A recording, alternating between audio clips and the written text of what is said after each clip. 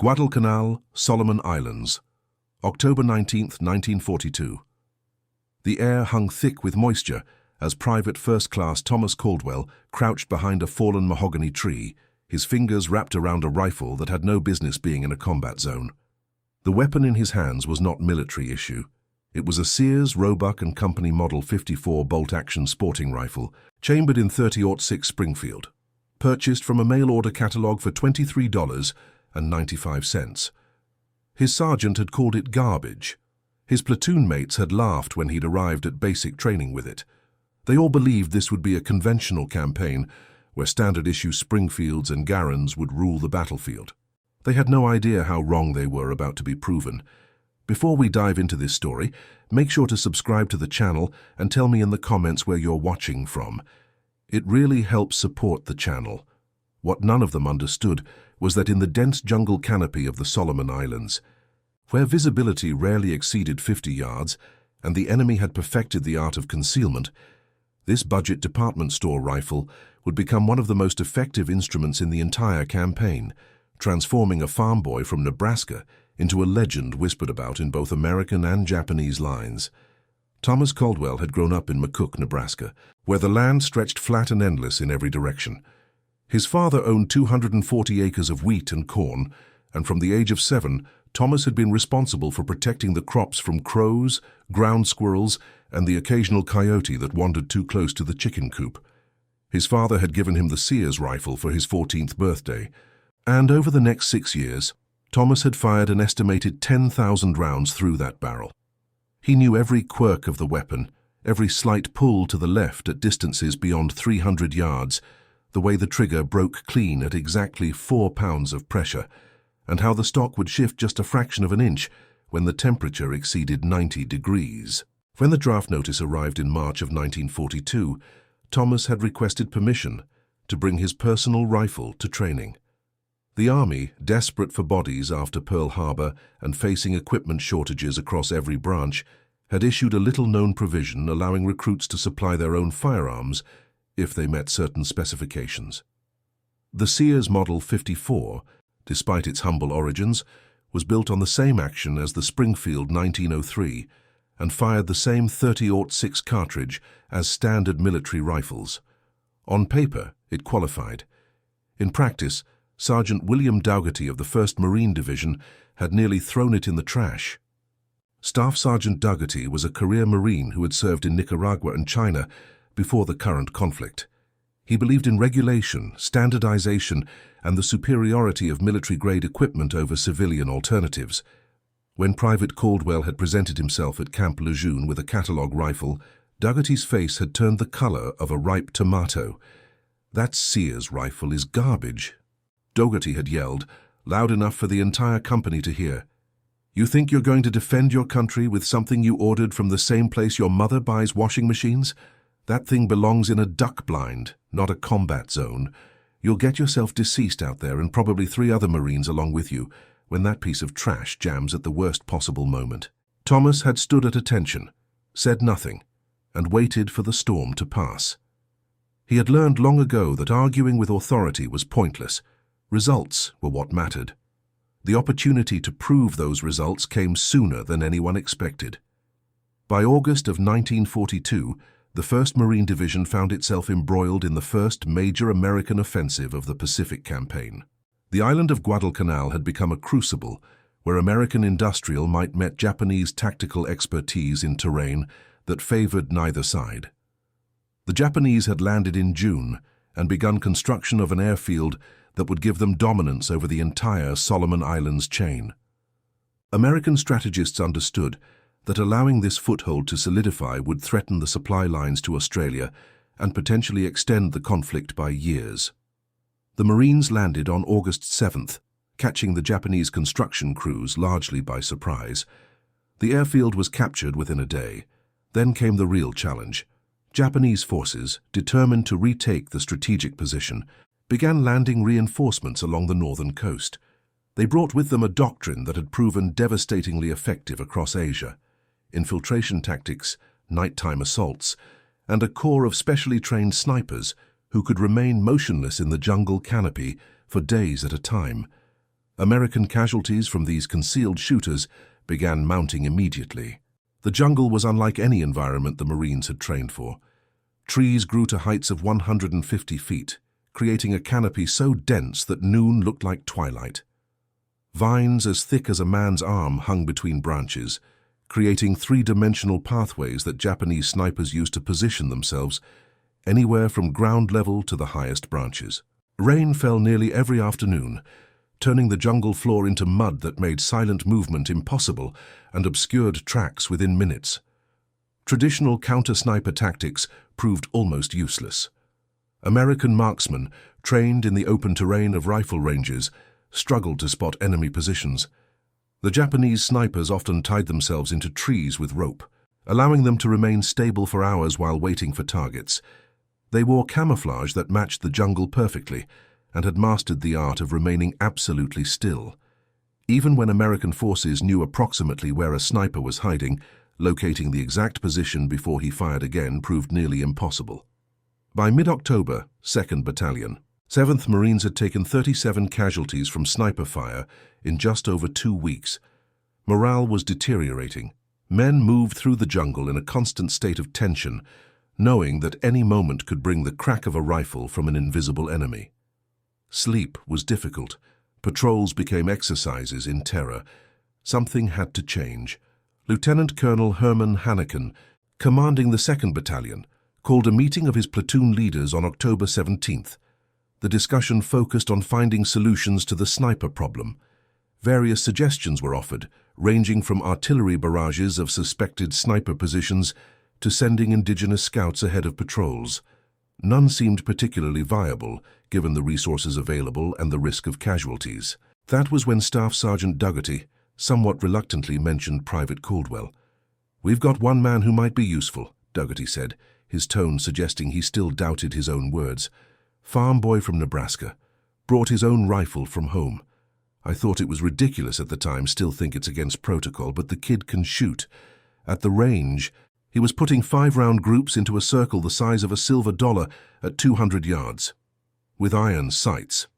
Using commercial ammunition he bought himself because he didn't trust our supplies." The other officers exchanged glances. Hanneken leaned forward. "Can he do it under pressure?" the colonel asked. Dougherty shrugged. "Only one way to find out." The next morning, October 18th, Thomas Caldwell received orders to report to the battalion command post. He arrived to find Lieutenant Colonel Hanneken, Sergeant Dougherty, and 3 other officers studying a hand-drawn map of the sector surrounding Henderson Field. Red marks indicated locations where American personnel had been struck by sniper fire over the previous week. There were 19 marks. Private Caldwell. Hanneken said without preamble, "We have a problem that requires a specific solution. Our boys are being picked off by Japanese snipers operating in the jungle between our perimeter and the Matanikau River. Standard countermeasures are not working. I'm told you have certain skills that might prove useful. I'm authorizing you to operate independently for the next 72 hours. Your objective is to locate and neutralize enemy snipers. You'll have radio contact with command, but otherwise you're on your own. Can you do this?" Thomas had grown up hunting animals that could smell a human from half a mile away and see movement that most people would miss. The Japanese snipers were skilled, but they were still human. They had patterns, habits, vulnerabilities. He nodded once. "Yes, sir, I can do that." Hanneken handed him the map. "You'll start here in Grid Sector 7. We lost 2 men there yesterday afternoon. The shooter was somewhere in the vicinity, but we couldn't pinpoint the location. Find him. Once you do, move to these other marked positions. I want results, Private. Our men are counting on you." Thomas studied the map for several minutes, memorizing terrain features and the relationships between sniper incidents. Then he gathered his equipment, his Sears rifle, already zeroed to his preference, 200 rounds of ammunition, carefully selected from his personal supply for consistent powder charges and bullet weights, a canteen, a small pouch of dried fruit, a poncho, nothing else. Every ounce mattered when moving silently through dense vegetation. He entered the jungle just after 0600 hours on October 19th. The morning air was already warm, promising another day where temperatures would climb into the 90s with humidity to match. Thomas moved slowly, placing each foot carefully to avoid snapping twigs or rustling leaves. He had learned this skill as a child, stalking close enough to deer to count the points on their antlers before taking a shot. The principle was the same here, just with infinitely higher stakes. The first marked position on his map corresponded to a clearing approximately 400 yards northwest of Henderson Field, where a supply detail had been ambushed 2 days prior. 1 Marine deceased, 2 wounded. The shooter had fired 3 times in under 10 seconds, then vanished. Multiple search parties had found nothing. Thomas approached the clearing from the south, moving at a pace that would have frustrated anyone watching. It took him nearly an hour to cover 200 yards, but when he finally reached a position with a clear view of the clearing, he did so without having disturbed so much as a single bird. He settled behind a fallen log and became still. For the next 3 hours, he watched and listened. He noted the wind direction, how it shifted as the sun climbed higher. He observed which trees the birds favored and which they avoided. He studied shadows, looking for irregularities that might indicate human presence. He paid attention to the pattern of insect sounds, knowing that any gap in the constant chirping could indicate something disrupting the natural order. Just before 1000 hours, he noticed something. A tree on the far side of the clearing, approximately 60 feet tall, had an unusual shadow pattern about 40 feet up. The shadow was too geometric, too consistent. Thomas studied it through his rifle scope, examining every detail. Then he saw it. The slightest movement, so subtle it could have been the wind. Except there was no wind at that moment. He waited another 30 minutes, his rifle trained on that spot, his breathing slow and controlled. Then the shadow shifted again, just a fraction. Thomas adjusted his aim by 2 inches to compensate for distance and the slight crosswind he'd noted earlier. He exhaled slowly, let his body relax, and squeezed the trigger. The rifle cracked once, birds exploded from surrounding trees, and something fell from the high branches, tumbling through smaller limbs before hitting the jungle floor with a sound Thomas heard clearly, even at 300 yards. He remained motionless for another 10 minutes, watching for any reaction. Nothing moved. Finally, he rose and approached the tree, rifle ready. What he found confirmed his suspicion. A Japanese soldier, wearing expertly constructed camouflage that incorporated real leaves and bark, had been tied into a branch fork with rope. The man's rifle, a Type 38 with a scope, was still strapped to his chest. Thomas noted the soldier's equipment. Provisions for at least 3 days, a detailed sketch of the clearing showing American movement patterns, and a tally mark system that indicated this man had been responsible for at least 7 successful engagements. Thomas collected the intelligence materials and returned to his concealed position. He had 7 more locations to check. Over the next 4 days, a pattern emerged that would be discussed in Marine Corps training manuals for decades to come. Thomas Caldwell moved through the jungle like a ghost, using skills honed over years of hunting the most alert animals in Nebraska to track the most dangerous predators in the Pacific. His method was consistent. Approach potential sniper positions from unexpected angles, spend hours in observation before taking any action, and use his intimate knowledge of his Sears rifle to make shots that seemed impossible to observers. The second Japanese sniper fell on the afternoon of October 19th, positioned in dense undergrowth near a trail used for supply runs. Thomas had noticed the grass growing in an unnatural pattern and waited until the concealed soldier shifted position before taking the shot from 270 yards. The third came that evening, hidden in a bombed-out supply dump. Thomas spotted him by the reflection of fading sunlight on the enemy's scope lens, a mistake the Japanese soldier paid for instantly. By October 20th, word of Thomas's success had spread through the American lines. Marines who had been operating in constant fear of invisible enemies began to feel a shift. They still moved carefully, still understood the danger, but knowing that someone was actively hunting the hunters changed the psychological dynamic. More importantly, Japanese snipers began to realize they were no longer operating with impunity. The 4th through 7th enemy positions were eliminated over October 20th and 21st. Thomas varied his tactics, sometimes taking positions during the night and waiting for dawn to reveal enemy locations, other times tracking movement through the jungle by following disturbances too subtle for most observers to notice. He learned to predict where Japanese snipers would position themselves based on sight lines to American positions and the availability of concealment. He began to think like his adversaries, understanding their logic and using that understanding to find them before they could strike again. The eighth sniper proved more challenging. This individual was clearly more experienced than the others, choosing positions that offered multiple escape routes and varying his location daily.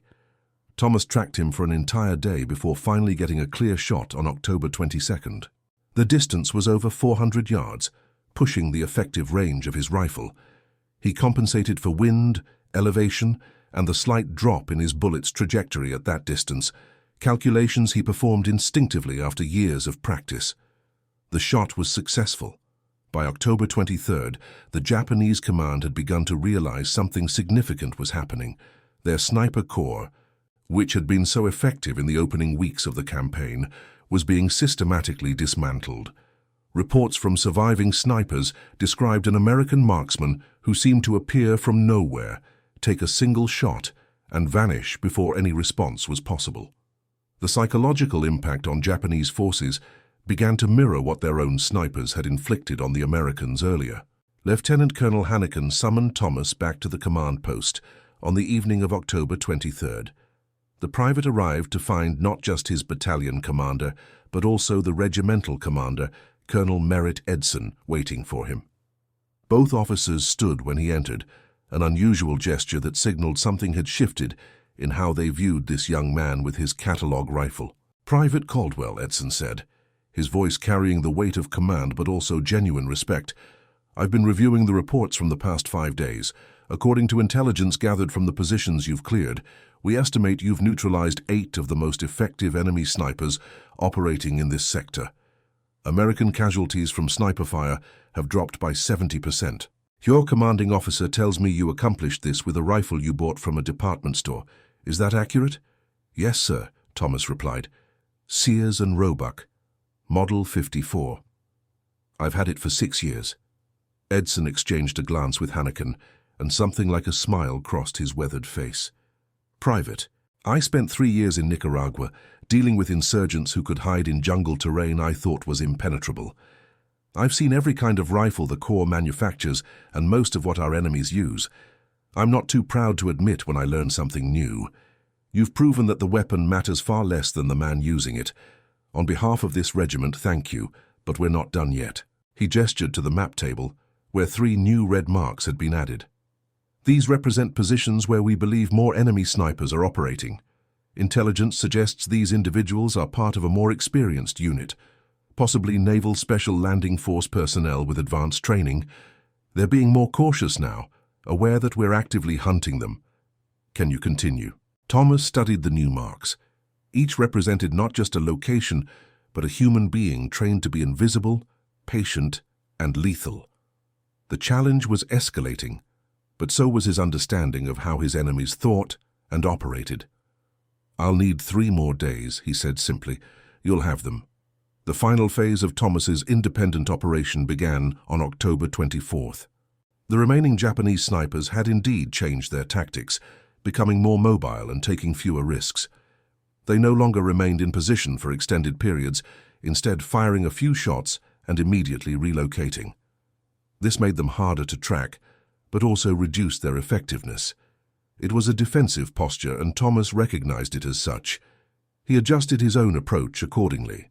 Instead of tracking individual snipers, he began to predict where they would need to go.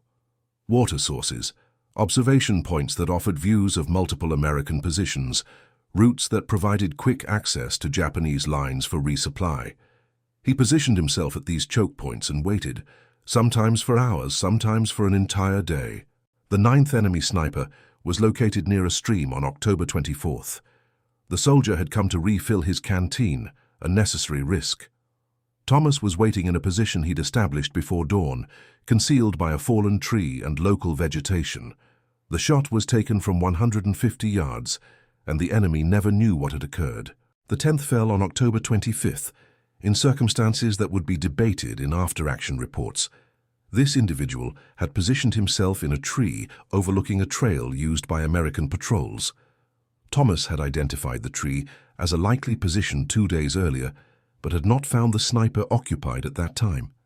He returned on the morning of October 25th and found his prediction had been correct. The enemy was settling into position, tying safety ropes and arranging camouflage. Thomas took the shot before the sniper was fully prepared, a decision that likely saved American lives later that day.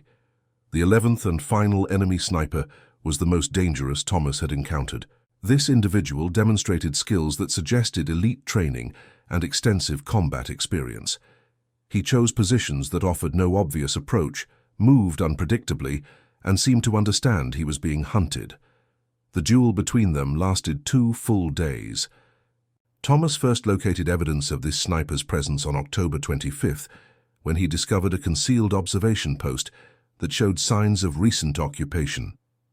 The position offered a clear view of Henderson Field and had been carefully constructed with natural materials, but the occupant had abandoned it, possibly sensing danger.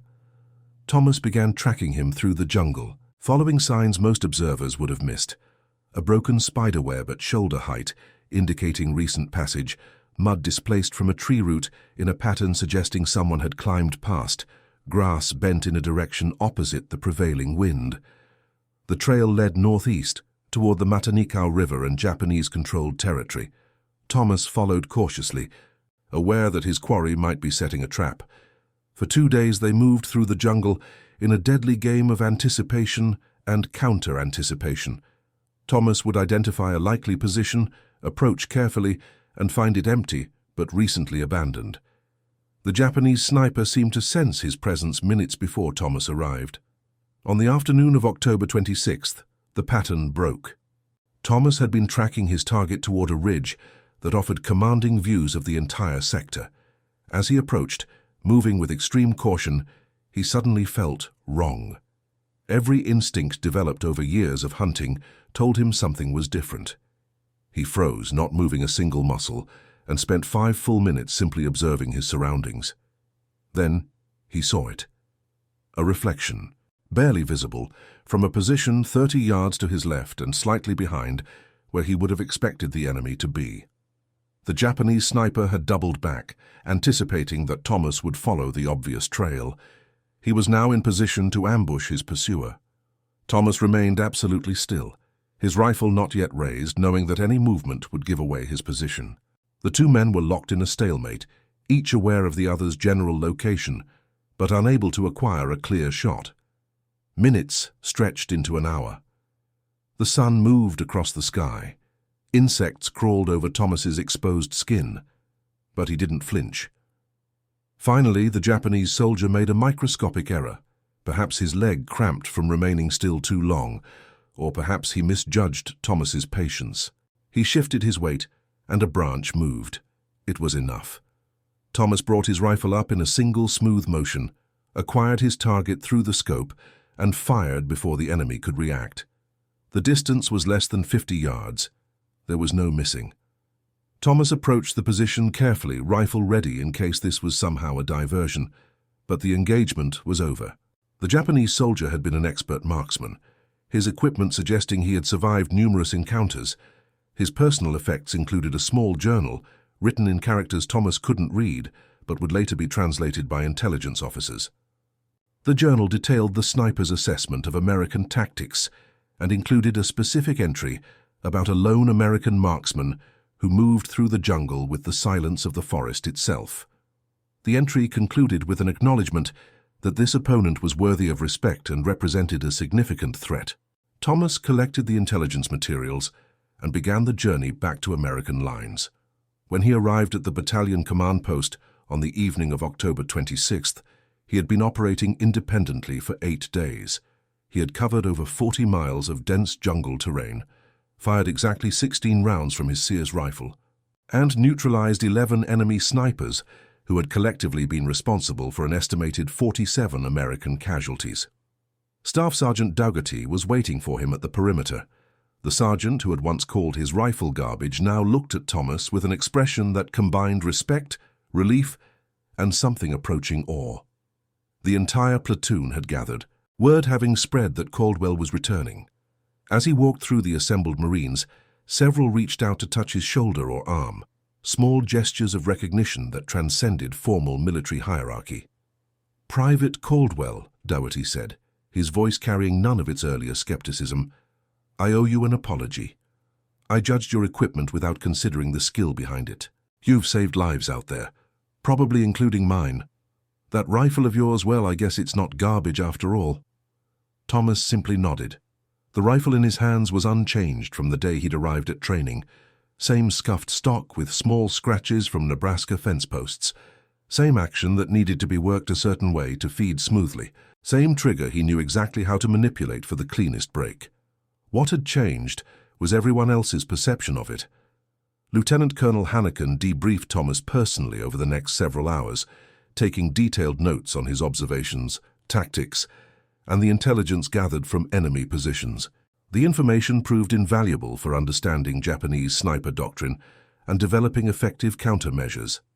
Hannigan's report, later circulated through Marine Corps command structures, emphasized that equipment standardization, while important for logistics, should not come at the expense of utilizing individuals with specialized skills and personal equipment adapted to their unique capabilities.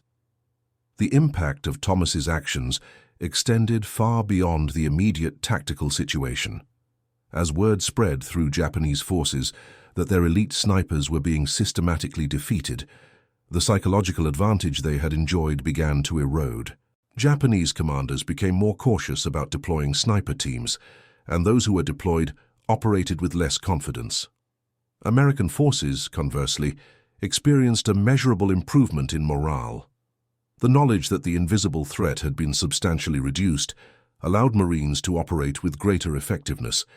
Over the remaining months of the Guadalcanal campaign, Thomas continued to serve with his unit, though he was never again asked to operate independently for such extended periods.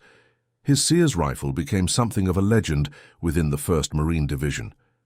Marines who had initially mocked it now wanted to examine it to understand what made it so effective in Thomas's hands. The answer, of course, was not in the rifle itself, but in the 10,000 hours of practice that had made Thomas intimately familiar with every aspect of its performance. When the Japanese finally evacuated Guadalcanal in February of 1943, leaving behind the strategic airfield that would support American operations throughout the Pacific, historians would analyze the campaign through multiple lenses. The naval battles, the air superiority struggle, the desperate infantry engagements all received extensive documentation. But buried in the after-action reports was a smaller story about how a single individual with a mail-order rifle had neutralized a threat that was undermining the morale and effectiveness of an entire regiment. Thomas Caldwell survived the conflict. He participated in subsequent campaigns at Cape Gloucester and Peleliu, always with his Sears rifle, until 1944, when the action finally cracked after absorbing thousands of rounds beyond its designed lifespan. The Marine Corps offered to replace it with a standard-issue weapon, but by then, Thomas had proven his point so thoroughly that they instead provided him with a custom-built rifle that incorporated the specific modifications he preferred. He used this weapon for the remainder of his service. After the conflict ended, Thomas returned to Nebraska and resumed farming. He spoke rarely of his experiences, as many veterans of that generation did. His Sears rifle, repaired and restored, hung above the fireplace in his home. Occasionally other veterans would visit, wanting to see the legendary weapon. Thomas would take it down, check the action with practiced ease, and sometimes share a story or two, but mostly he let the rifle speak for itself. In 1968, a Marine Corps historian conducting research on the Guadalcanal campaign tracked Thomas down and interviewed him extensively. The historian was particularly interested in understanding how someone without formal sniper training had achieved such remarkable results. Thomas's answer was characteristically simple. "I grew up hunting animals that had every reason to avoid humans," he said. "They could smell better than we can, hear better than we can, and they knew their environment perfectly. If you wanted to be successful, you had to understand how they thought, where they would go, what they would do in any given situation. You had to be patient enough to wait for the right moment and skilled enough to make that moment count. The Japanese snipers were dangerous, but they were still human. They had patterns, needs, limitations. Once I understood those, the rest was just patience and practice. The historian asked about the rifle, about why Thomas had insisted on bringing it rather than using standard military equipment. Thomas picked up the Sears rifle, now over 30 years old, and worked the bolt with the smooth precision of someone who had performed the action thousands of times. "This rifle and I understand each other," he explained. "I know exactly where it shoots at every distance, in every condition. I know how it reacts to heat, cold, humidity. I know when to clean it, how to clean it, and what it needs to function reliably." Our standard-issue rifle might have been more powerful or more accurate on a technical level, but it wouldn't have been mine. In the jungle, when your life depends on making a 400-yard shot in high humidity with a crosswind, you want a rifle you trust completely. This one never let me down. The interview was incorporated into a broader study of individual initiative and specialized skills in military operations. Thomas's story became a case study used in advanced training programs, illustrating the principle that sometimes unconventional approaches, when executed with skill and determination, can achieve results that standardized methods cannot match. Staff Sergeant William Dougherty, who had so vocally criticized Thomas's choice of weapon, later wrote a letter of recommendation that helped Thomas receive a Silver Star for his actions on Guadalcanal. In the letter, Dougherty acknowledged his initial skepticism and praised Thomas's ability to prove that assumptions should always be tested against results. The two men remained in contact after the conflict, and Dougherty would later admit that watching Thomas operate had fundamentally changed how he evaluated personnel and equipment. The broader lesson from Thomas Caldwell's experience resonated far beyond one campaign or one rifle. Military organizations, by necessity, prioritize standardization and uniformity. Logistics, training, and maintenance all become exponentially more complex when individual variations are introduced. But the Guadalcanal experience demonstrated that within this necessary structure, there must be room for exceptional individuals with specialized skills. Thomas's success came not despite his unconventional equipment, but because he had invested years in mastering it completely. The story also illustrated a crucial aspect of combat effectiveness that is sometimes overlooked in discussions of technology and firepower. The most sophisticated weapon system is only as effective as the person operating it. Thomas's Sears rifle, purchased for under $25 from a catalog, achieved results in his hands that more expensive. Technologically advanced weapons could not achieve in the hands of less skilled operators. The difference was not in the tool, but in the expertise, patience, and understanding that Thomas brought to every engagement. In the decades following the conflict, as military technology advanced and weapons became increasingly sophisticated, Thomas's story served as a reminder that fundamental skills, dedication to mastery, and intimate knowledge of one's equipment remain crucial factors in combat effectiveness.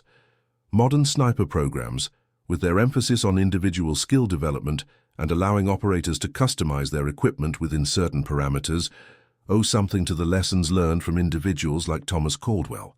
The Sears Model 54 rifle that started this journey as an object of ridicule ultimately found its place in Marine Corps history. A replica was eventually displayed at the National Museum of the Marine Corps, accompanied by a detailed explanation of Thomas Caldwell's achievements during the Guadalcanal campaign. The display emphasizes not the weapon itself, but what it represents. The importance of individual mastery, the value of unconventional approaches when applied with skill, and the reality that sometimes the most effective solution comes from unexpected sources. Thomas Caldwell passed away in 1996 at the age of 72. His obituary in the McCook Daily Gazette mentioned his service in the Pacific, but focused primarily on his contributions to the local farming community and his role in establishing a youth shooting sports program that taught safety and marksmanship to generations of Nebraska children.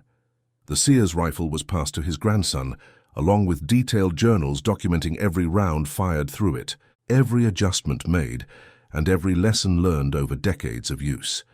The grandson, researching his grandfather's history, discovered letters and documents that revealed the full extent of Thomas's achievements during the conflict.